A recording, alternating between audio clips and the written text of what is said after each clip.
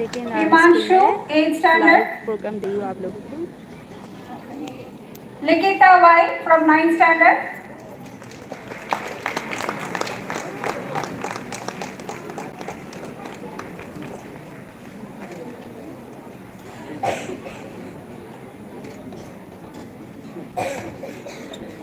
Adarsh 9th standard.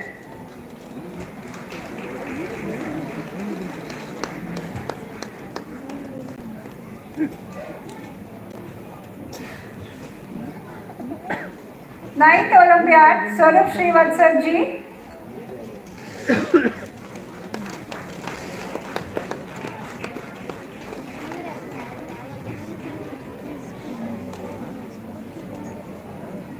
Ninth Olympiad, Yukta Prabhu, yes.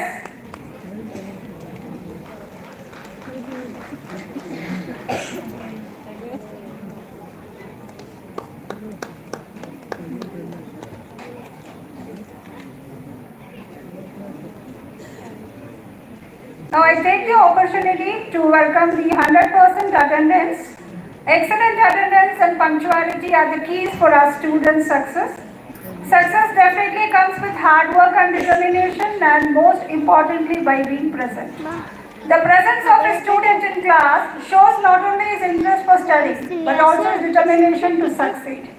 So I call upon Varsha from 8A, 100% attendance.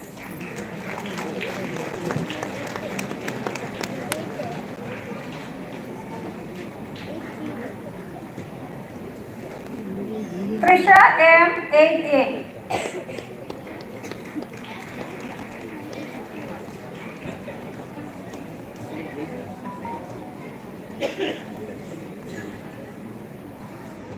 Eighth C, Saniha Ashwath.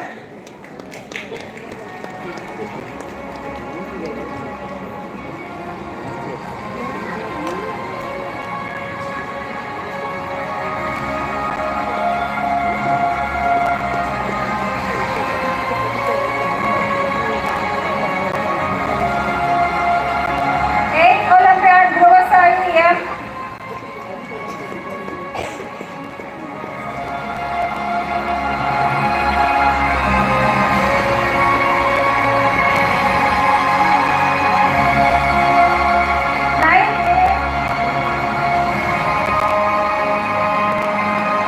Ninth A, Purandeshwar.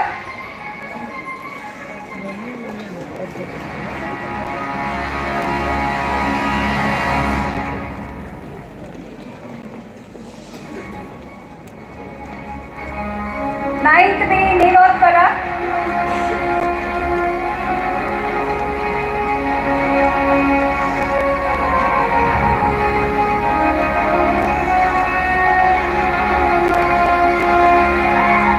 Ninth B, Sanidhya.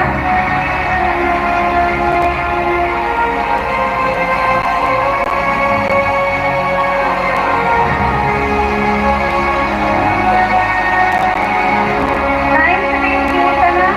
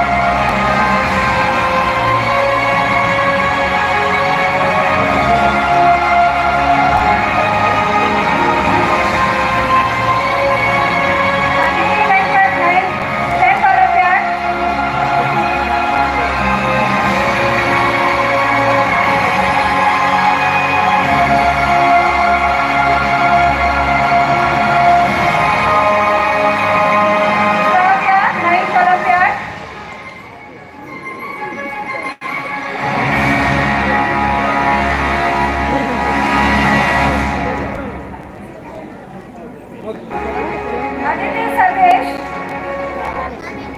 9th Olympiad.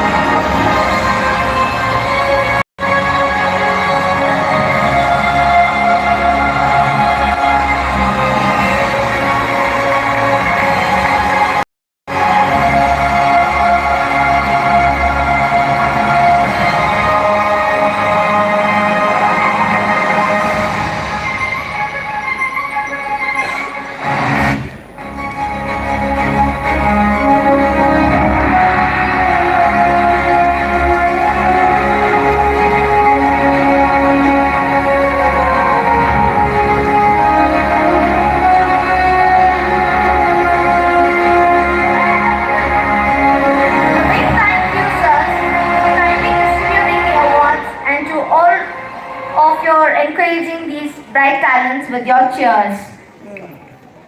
Remember, it's not winning that is the most important thing, but the spirit of participation and giving your best. Let's continue to support and celebrate each other's achievements. Thank you all once again, and let's keep the round of applause going for our brilliant participants and winners. Onwards, we have the next event to go on.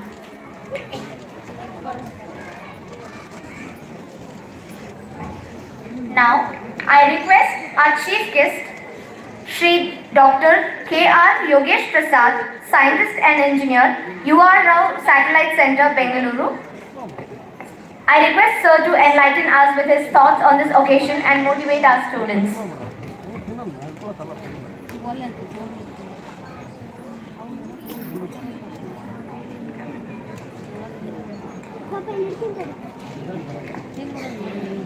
Good evening, everybody. First of all, I would like to thank the management for inviting me.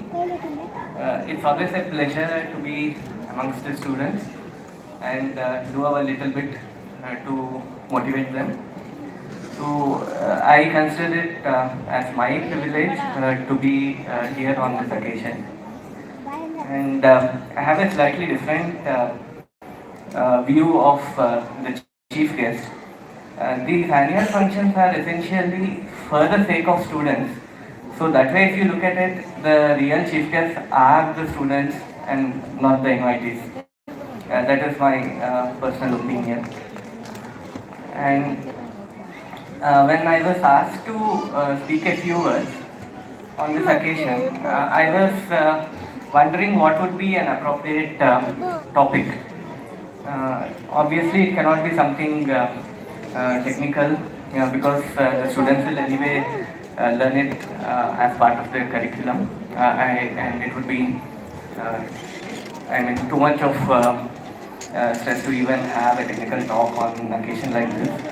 And then I thought, should I be talking about some of the, let us say, achievements of ISRO, where I work.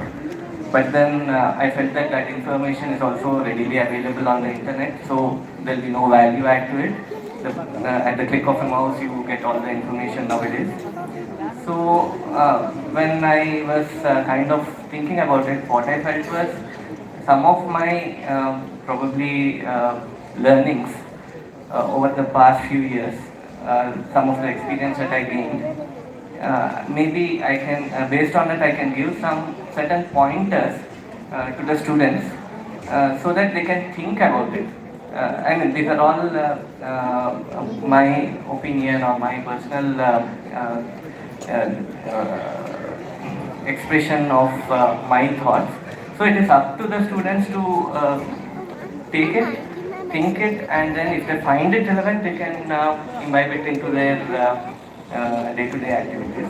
So I'll just begin by stating a fun fact. when I was a student, the most boring thing that I felt was the talk by the chief guest. So I am very well aware of it. So I'll keep it very brief. Just a few points that I wanted to convey, I'll convey, and I hope if I'm able to inspire, motivate, or make the students think along those lines, my talk is a success. So to begin with, I will just share what happens when, let us say, at some point in time, a student registers for doing his research, what we say as a doctoral program or PhD. So essentially what happens is, the most challenging part of PhD is not solving a problem. Solving a problem has got its own challenges, but the most tricky part is identifying a problem that needs to be solved. So here what happens is, almost for the first couple of years, we will be actually looking for a problem which is worthy of a solution, which is worthy of a PhD, and it should be in tune with our expertise. So it's not that there are no problems and all the problems are solved, but finding a right problem for the expertise that is there in you and for the interest that you have is a tricky thing. And once you are able to find a problem, and if you feel that you are interested in it, then you will automatically come out with a solution. So if this is the case for a doctoral program, I want the students to reflect how much more it is true for the students to find out what their real interest in life is. So to begin with, I urge the students to think seriously about what their real interest in life is. So it could be academics, it could be something outside of the academics, but the question that you need to ask yourself is, are you willing to strive to achieve that? It should not be something just as an escape from academics, even if it is outside of academics. Suppose you are into some athletics or something. Are you willing to go that extra mile? Are you willing to sacrifice your other occasions in avocations in life in order to achieve that? Will you be doing it willingly? Because the moment you do it willingly, the results will automatically come. So this is one thing that I want students to think seriously and then proceed based on their interests. Another thing is, once you choose let us say, your area of interest, then subsequent to that, I request you to spend some time on understanding the obstacles that you might be encountering. So no path is smooth.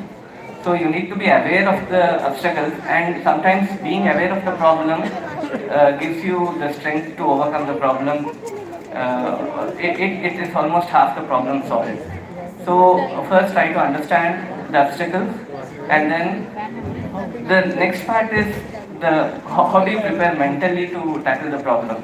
You should always create a positive mental picture, clear the mind of your doubts, of any doubts that you may be having. Of course there will be problems, but then the problems can be tackled with a positive mindset in a more